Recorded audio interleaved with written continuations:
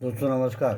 आशा है आप सभी अच्छे होंगे और मैं भी ईश्वर से प्रार्थना करता हूँ कि आप सभी अच्छे रहें। पैरों का पक्षाघात, लोकोमोटर एडेक्सिया और टिप्स डॉर्सलिस मेरुमज्जा की कमजोरी होने के कारण पैर ठीक प्रकार से काम नहीं कर पाते या सुन्न पड़ जाते हैं। मेरुमज्जा में कमजोर होने के कारण रोगी लड़खड़ाकर तथा लड़खड़ाकर चलता है एवं पैरों को घसीट कर चलता है। इस तरह के रोग को पैरों का पक्षाघात कहते हैं। होम्योपैथी में वैसे तो सैकड़ों दवाइयाँ हैं, लेकिन हम कुछ चुनिंदा दवाइयों के बारे में ही बात करेंगे जो कि बहुत ही अच्छा काम करती हैं। कॉस्टिकम, जैसे कि पैर सुन्न पड़ जाने के साथ ही चक्कर आता है, पैरों में चलने की शक्ति महसूस नहीं होती। ऐसी अवस्था में कॉस्टिकम औषधि 30 की पोटेंसी में बहुत ही लाभदायक सिद्ध होती है। अगर 7 दिन देने के बाद में इससे रोग कम नहीं होता है तो इसके पोटेंशियल को बढ़ा के 200 में कर दें लोग की, लेकिन दवा को बदले नहीं। दूसरी जो दवा है वो है नक्स भूमिका। पैरों का सुन्न हो जाना आमतौर पर रीढ़ स्पाइनल कॉर्ड का रोग है। इस रोग में कमर दर्द, सुन्नपन, कीड़ों के रेंगने की तरह अनुभव होना आदि लक्षण उत्पन्न होते हैं। इस तरह के रोग में नक्स भूमिका औषधि 30 की पोटेंसी में बहुत ही अच्छा कारगर सिद्ध होती है। इस रोग में पैर सुन्न हो जाते हैं।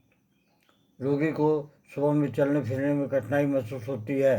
घुटने के पीछे के खोल सख्त हो जाते हैं। कमर के चारों तरफ कपड़ा कसा हुआ महसूस होता है। उसे लगता है कि जो वो पहना हुआ है वो उसे बहुत कड़ा हुआ कसा हुआ सा महसूस होता है। बिस्तर पर लेटे रहने की इच्छा होती है। पीठ एवं पैर सुन्न हो जाते हैं।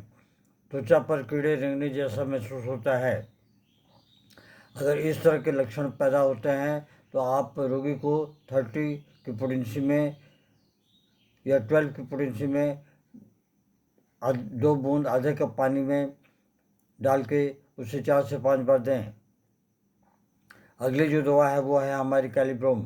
यदि पैरों में सुन्नपन आ जाने के कारण पैर ठीक से काम नहीं करते, रीढ़ की हड्डी और टांगों में सुन्नपन महसूस होता हो, पैरों में हमेशा झंझनाहट सी महसूस होती हो, शुरू में काम शक्ति बढ़ जाती है, परंतु जो जो रोग बढ़ता है तो काम शक्ति कम हो जाती है, रात को स्वप्न दोष भी होने लगते हैं, रोगी चिंतित व खिन्न रहने लगता है, रोगी की स्मरण शक्ति नष्ट हो जाती है, शब्द याद नहीं रह पाते, जिससे कुछ बोलने पर बीच का शब्द याद नहीं आता और वो रुक जाता है। रोगी अपने जीवन से निराश हो जाता है। उसे ऐसा लगने लगता है कि वो अब अपने जीवन में कुछ नहीं कर पाएगा। रोगी को किसी से बात करने के या किसी के साथ रहने की इच्छा नहीं होती और काम करने में मन नहीं लगता। ऐसे लक्षण रोगी में कामुकता का जीवन अधिक समय तक व्यतीत करने के कारण होता है। इस तरह के लक्षणों से पीड़ित रोगी के लिए कैलिब्रोम औषधि की 6 या 12 की पोटेंसी बहुत ही लाभदायक सिद्ध होती है। वैसे तो डॉक्टर्स जो है 200 की पोटेंसी में देते हैं, लेकिन हम आपको सलाह यही देंगे कि लोअर पोटेंसी से शुरू कीजिए और धीरे धीरे पोटेंसी को बढ़ाइए आप। अगली जो दवा है वो है फास्फोरस। पैरों के पक्षाघात में यदि रीढ़ के ऊपर से नीचे तक जलन महसूस होती हो तो फास्फोरस औषधि की 30 पोटेंसी का सेवन करना बहुत ही लाभदायक होता है। यदि रीढ़ में ऊपर से नीचे तक जलन होने के साथ झंझनाहट हो और पैरों में कीड़े रेंगने की तरह अनुभव हो तो इन लक्षणों के शुरुआती अवस्था में तेज कामुक उत्तेजना पैदा होती है। ऐसे लक्षणों में रोगी को फास्फोरस औषधि की 30 की पोटेंसी बहुत ही लाभदायक सिद्ध होती है। ये औषधि अधिक कामुक इच्छा को शांत भी करती है।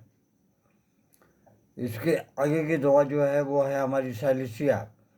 रीढ़ के रोग में भी ये लाभकारी औषधि है। रीढ़ के स्नाविक तंतुओं को रीढ़ तथा पैरों पर विशेष प्रभाव पड़ता है। रोगी को कमजोर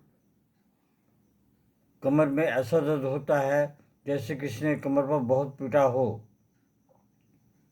रोगी अधिक देर तक बैठता है तो उसके रीढ़ की हड्डी के निचले भाग में दर्द शुरू हो जाते हैं।